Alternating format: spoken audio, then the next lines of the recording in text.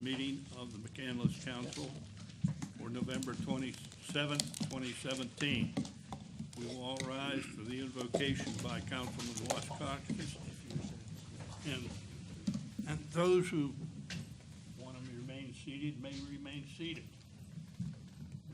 We'll stand for the flag, salute to the flag immediately following. Lord God, during this season between Thanksgiving and Christmas, a season of celebration and praise, let's give you thanks for the love you have shown us, recognizable in the many gifts you have showered upon us, by responding to others with kindness, respect, and prayers, even for those who may have wronged us. Remind us whenever we need it that the things of this life are passing, and our ultimate goal is to be with you for all eternity. You who are a source of life, redemption, and sanctification. Amen. Amen. Amen. I pledge allegiance to the flag of the United States of America and to the republic for which it stands, one nation, under God, indivisible, with liberty and justice for all.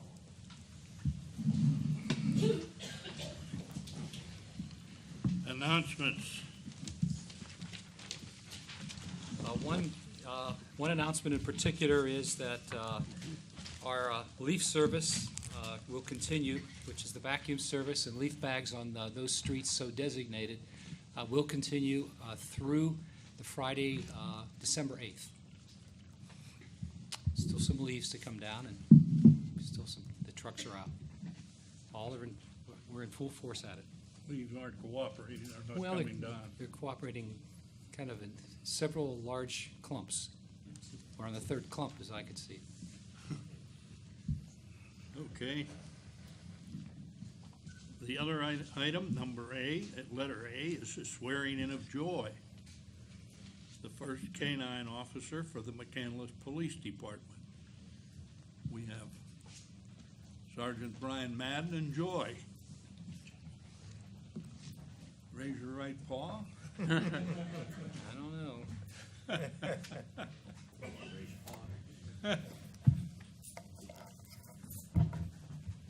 Good evening. I've had many firsts in my 48 years of involvement with the town of McCandless, but I can assure you that this is the first time I've sworn in a police dog as a police officer for the town of McCandless.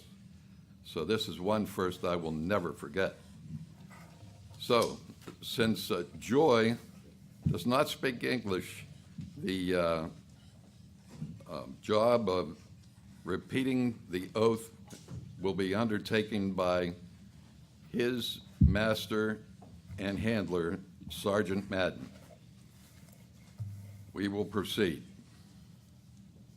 Commonwealth of Pennsylvania and the County of Allegheny and the town of McCandless.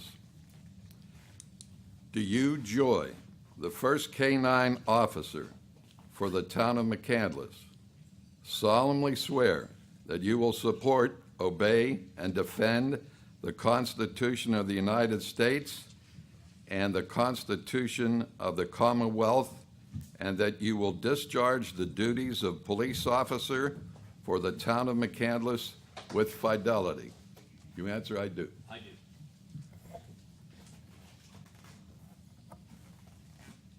Sergeant, here is Joy's new badge. Be placed on his collar.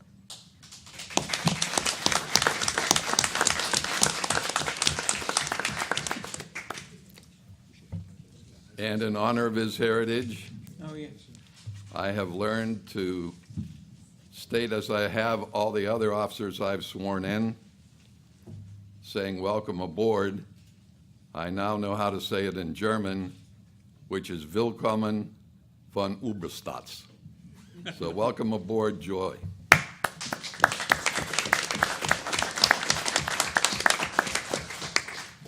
Thank you, sir. It's taking us all in stride. I would like to personally thank each and every one of you for your support and your approval for this program. You have made a dream of mine come true, and you brought a valuable asset not only to our police department, but to the town as well. He'll enhance our safety as officers here, and he's going to enhance the safety of our community. Thank you very much.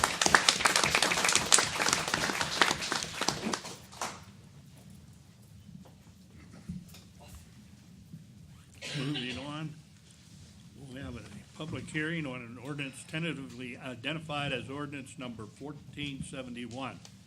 An ordinance setting the real estate tax rate for 2018 and other revenue sources and setting various appropriations for the 2018 calendar year budget. Mr. Cordick, are you going to do that? Yes, sir. In accordance with our home rule charter, our budget was prepared and delivered to town council on the expected date, which this year was October 16th, since the 15th was a Sunday. The day following, it was posted on our website and has been there since. During the month of November, town council has been reviewing the budget with staff. The 3 meetings we've had, first, second, and third Mondays of the month. The general fund budget is the first one to talk about. Its total is $18,114,187. That compares to last year's, which was at $17,609,467, a little over $500,000 greater than last year's budget. The tax rates are the same as 2017. The total amount of revenues are primarily driven by 2 categories of taxes. The Act 511 taxes are earned income tax, the business privilege tax, the real estate transfer tax, and the local services tax. So those taxes in combination account for about $9,054,000 expected next year, and that's about 50% of overall revenue. And that's 50% because one of the key things that we do beyond our tallying up what our total new revenue is, which is $14,979,500, we maintain a fund balance, and that fund balance is driven by Government Accounting Standard Board standards and the GFOA, which publishes those. Those standards have been adopted by policy of Town Council in 2015, ratified as an extension of our Home Rule Charter. And those standards say that we will maintain a fund balance within our general fund of 2 months' revenues or expenditures over the last 36 months. The larger, whichever one is larger, was what the balance we would maintain. So our finance officer, Reed Jebner, has calculated that. Our fund balance has a couple of commitments to it, and there are an unassigned fund balance, but there are commitments also within the fund balance. But the total fund balance is $3,134,687. The real estate tax is the other significant tax.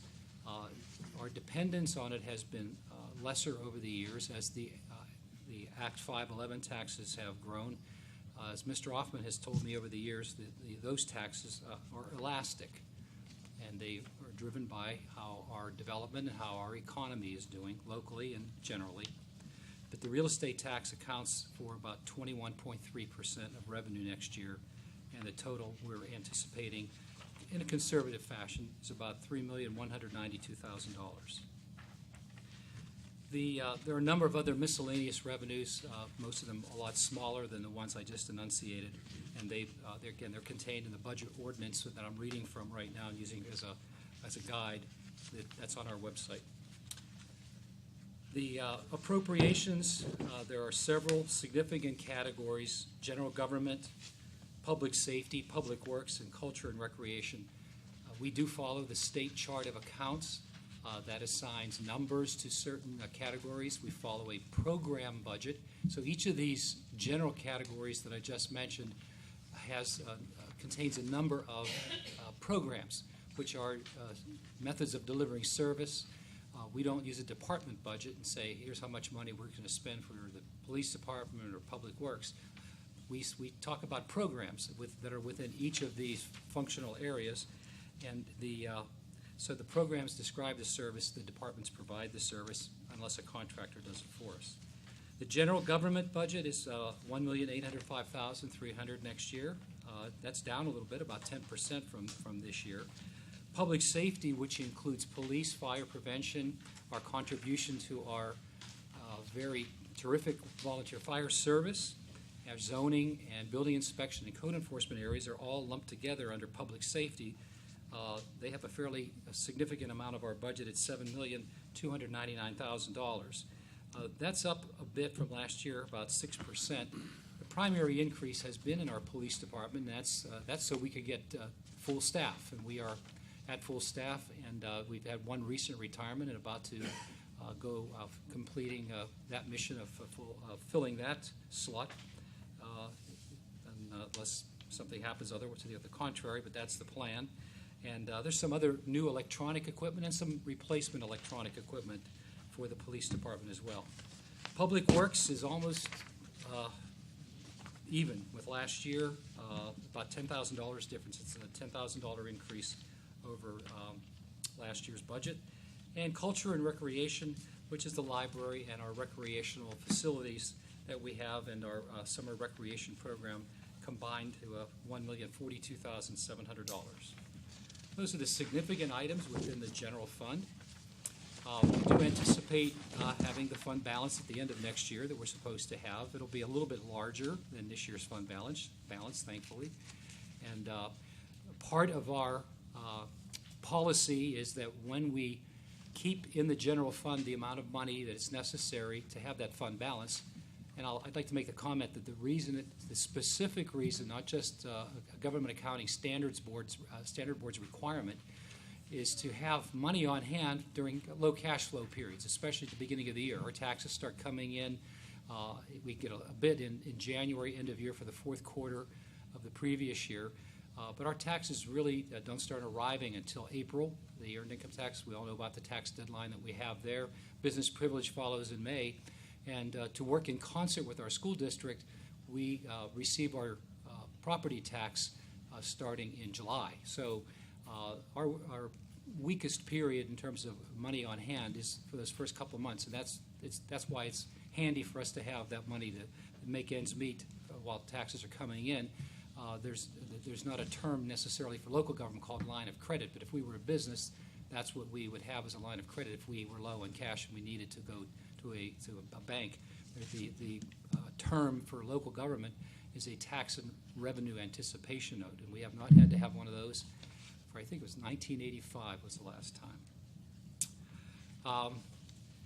Several other ancillary funds we have in addition to the general fund is the State Highway Aid Fund. We receive our share of the gas tax based on the number of miles we have and our population. And next year's revenue, including what are called turnback funds for roads that we accepted from the state after they made significant repairs to them. We have about 7 miles of those roads. Those numbers add up to be $888,400. Those monies are planned next year to greatly assist our paving program, which is about a $2 million program of new work. The Street and Water Assessment Fund is another ancillary fund. It totals at $854,198. We keep that fund alive to serve as a revolving fund.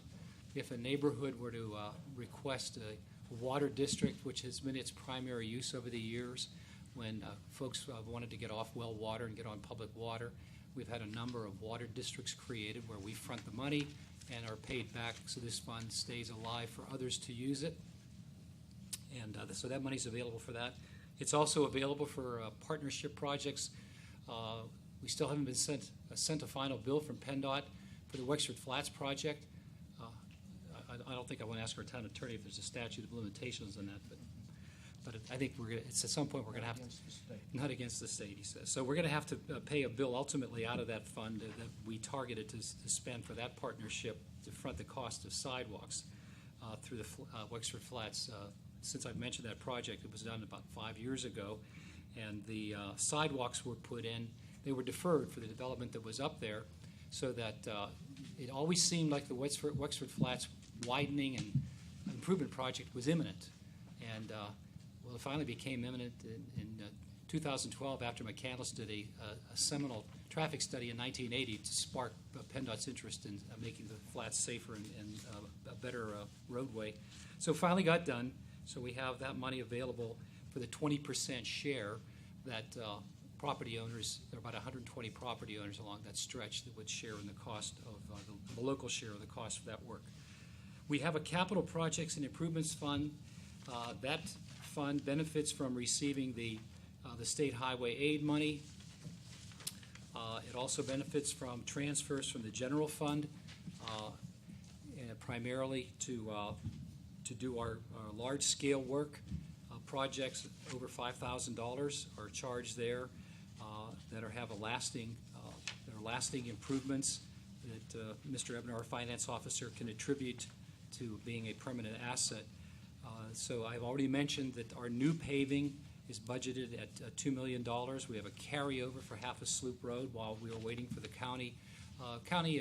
As were residents and we were involved, there was a significant flooding back in June, and the county has been planning a project now for over a year to upgrade a pipe and release of water under Highland Road. So that's why we waited to do the second half of Sloop Road.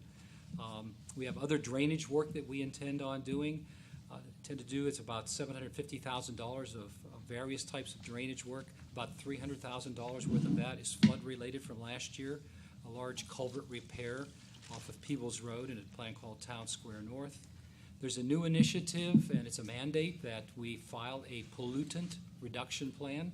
So we have budgeted $154,000 for stream bank restoration, insert of filters, and some rain garden work that we intend to do around the town to meet those requirements, and also to do our part to contain and reduce sediment in our streams. This area also includes intersection improvements, and the total number of dollars for public works projects next year, again, are the lion's share of the capital projects fund, which is $4 million. The public works projects are $4,086,400. There's a couple of other smaller projects. One in particular, the tennis courts behind us get a lot of use, and they're up for refurbishment next year. That's $125,000. So we should have at the end of the year, after all of this is done, at least $1,750,974 as a fund balance, which is a little bit larger than the fund balance was that we expected to begin this year with in the capital projects fund. The fund balance, the previous fund balance, as we started with, was to be $1,518,000.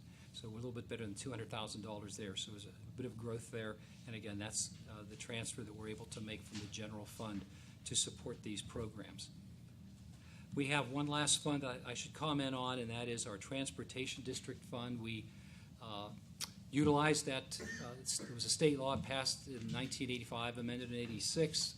We took advantage of that law in 1992 to make improvements along McKnight Road. Those improvements have been long completed.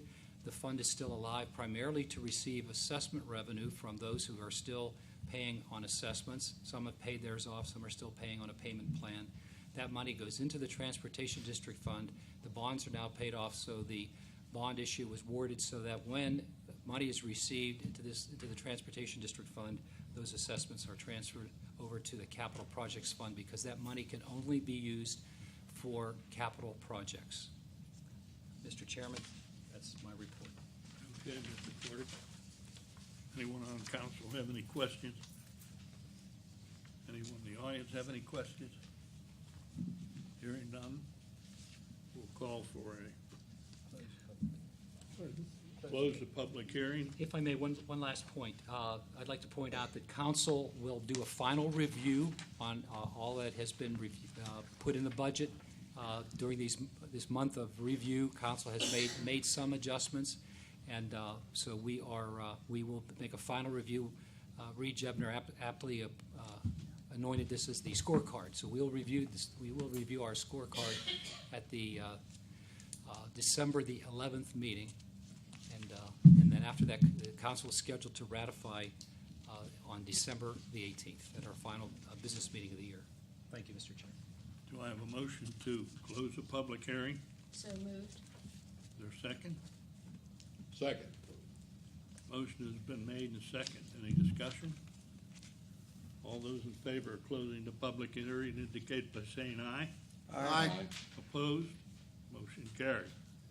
We move over to item number 6, a public hearing on an ordinance tentatively identified as ordinance number 1470, an ordinance appropriating various amounts of funds within the general fund 2017 budget. You going to speak on that one? That's, again? I also, and I promise not to drone on, but for the public's benefit, this ordinance was put into effect emanating from our home rule charter that to keep our budget in balance by the end of any given budget year, fiscal year, which is also our calendar year, a report is given to town council to show what monies have gone over budget by $5,000 and 10%. Both of those have to work in concert. So we have about a dozen categories like that. I won't articulate all of them. Call attention. Some of them are simply where we did our best to estimate where our manpower would be budgeted under a certain program, and they ended up with our Public Works Department sometimes working in another program, such as the flooding I alluded to a couple minutes ago. We had budgeted under maintenance of roads and bridges, Program 438, $50,000 is a typical year for us to do minor repairs. But minor repairs also includes cleanup within a right-of-way. So we actually are expecting to come in at $150,000 because we put about $100,000 into helping clean up with the flooding that occurred back in June. Another key item to point out, I think it's important that we expected in last year's budget to transfer $628,000 from the general fund to the capital reserve fund, capital projects fund. Where we are actually able to transfer over $2,200,000.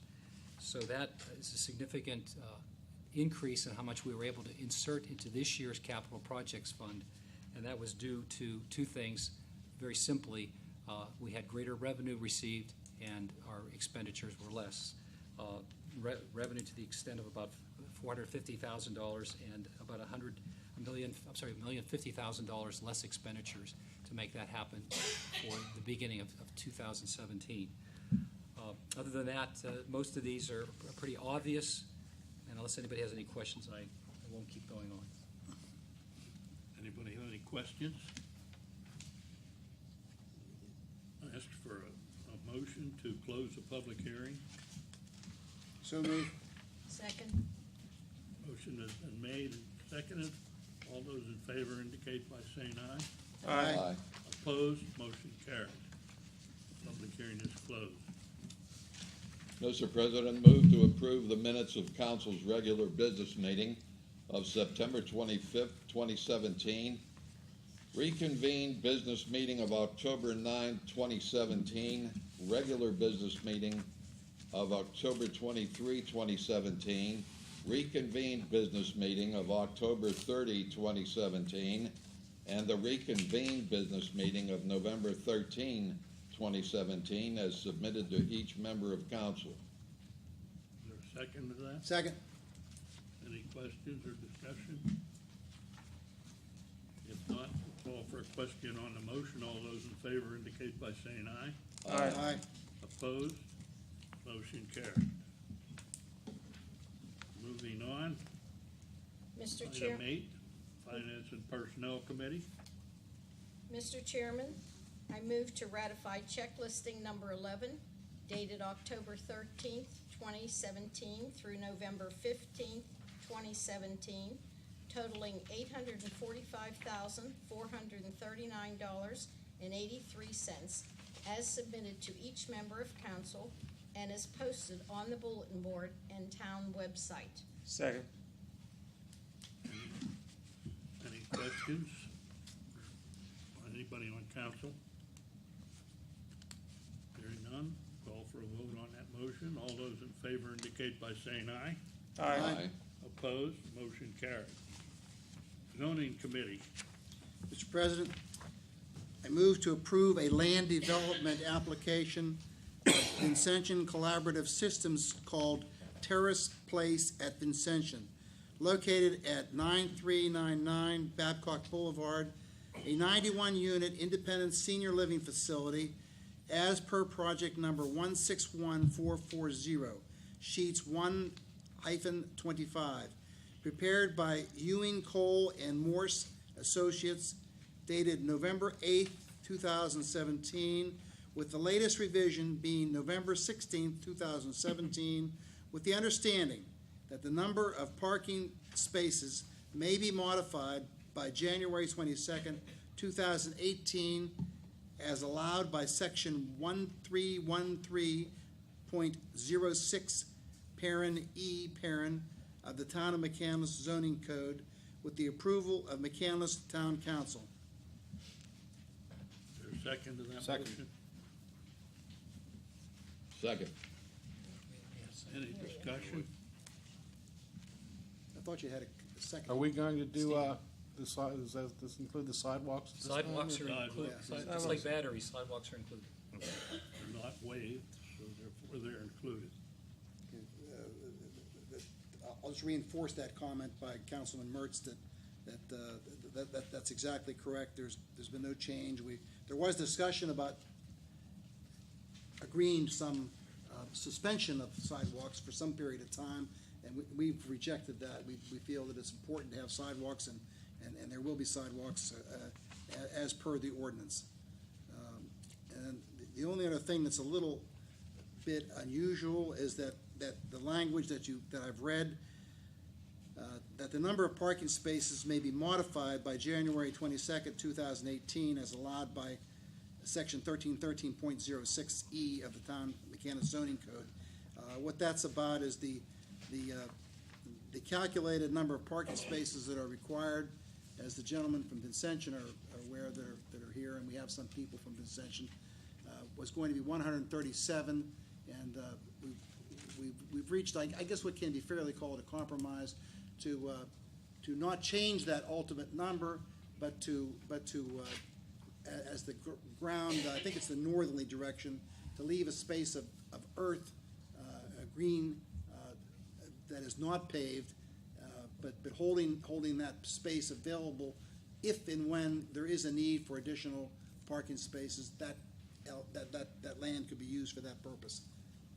Is that fair to say, Toby, anymore? Just a quick addition, Yeah. that would be subject to data provided by the developer and reviewed by our traffic engineer and staff, and council will have to hear that in advance of the deadline, which would be the likely time.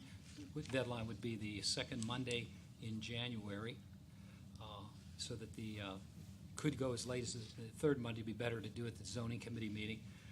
We've already seen some draft information, and if there's anything else requested by our traffic engineer, they'll ask for that, and so that we can make an appropriate recommendation to town council, so you can make a decision.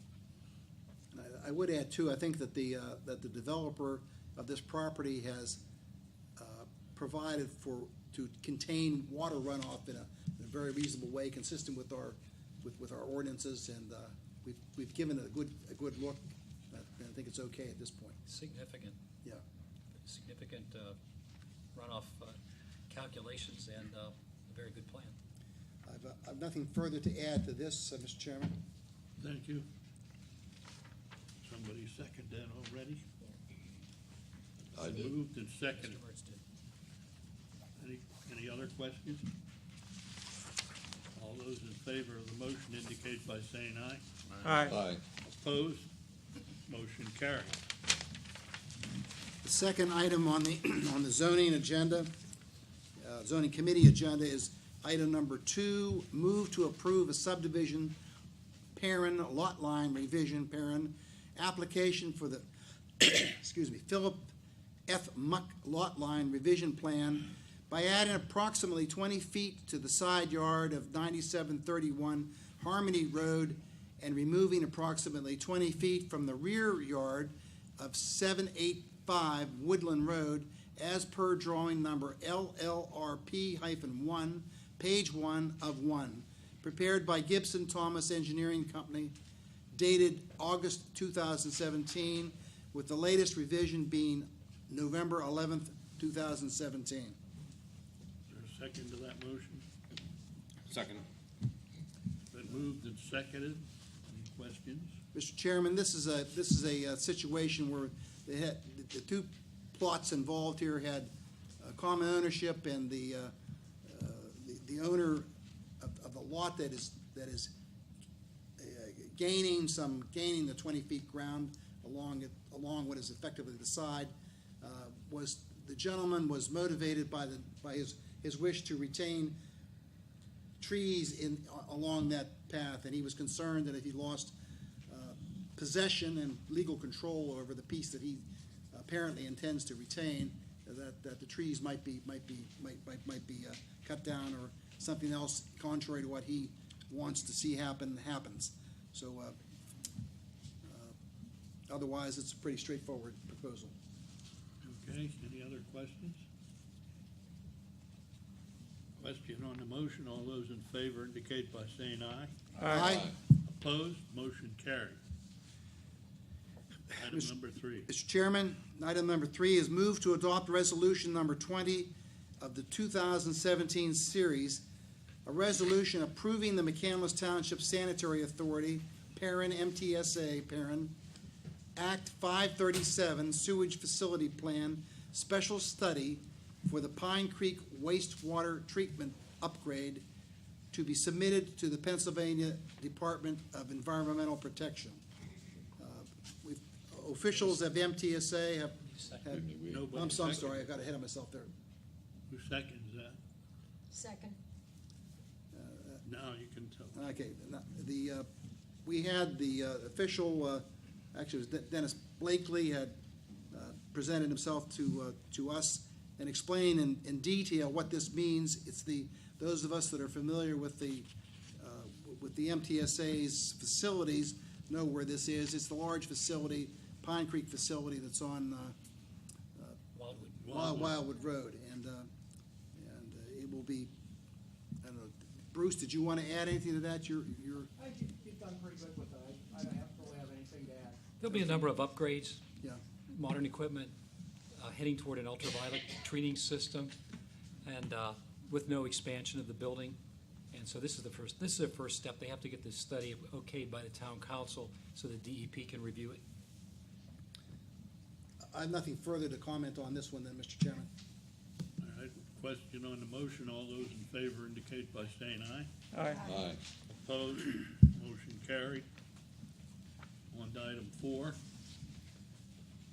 Item 4, I move to appoint Edward Minard to the Town of McCandless Planning Commission for a term to commence on January 1st, 2018, and expire on December 31st, 2021. Second. Been moved and seconded. Any discussion? Hearing none, we'll call for a question on the motion. All those in favor indicate by saying aye. Aye. Opposed, motion carried. Item number 5. Mr. Chairman, I move to appoint Robert F. Gartner to the Town of McCandless Planning Commission for a term to commence on January 1, 2018, and expire on December 31st, 2021. Is there a second to that? Second. Second. Any discussion? Question on the motion. All those in favor indicate by saying aye. Aye. Opposed? Motion carried. Mr. New Chairman, I'm sorry, Mr. Chairman, there's no further business on behalf of the zoning committee at this time. Thank you. New business. Item number 10 is acknowledged that the town has received the revised minimum municipal obligation, MMO, for its police and phased out non-uniform defined benefits pension plan.